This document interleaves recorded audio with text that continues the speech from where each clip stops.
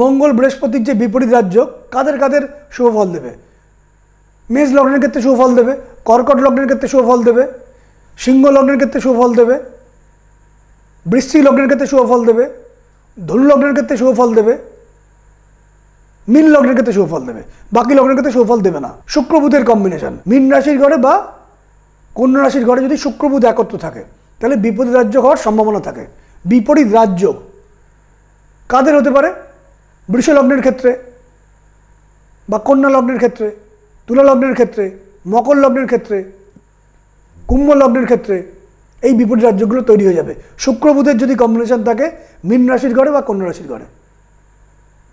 রবি শনির কম্বিনেশন তুলা রাশির ঘরে বা মেষ রাশির ঘরে থাকলে বিপরীত রাজ্য তৈরি হতে পারে কোন কোন ক্ষেত্রে? বৃশ্চিক লগ্নের ক্ষেত্রে, মেষ লগ্নের ক্ষেত্রে, বৃষ লগ্নের ক্ষেত্রে। এই লগ্নগুলোর ক্ষেত্রে বিপরীত রাজ্য তৈরি হবে, অন্য লগ্নের কিন্তু বিপরীত রাজ্য তৈরি হবে না।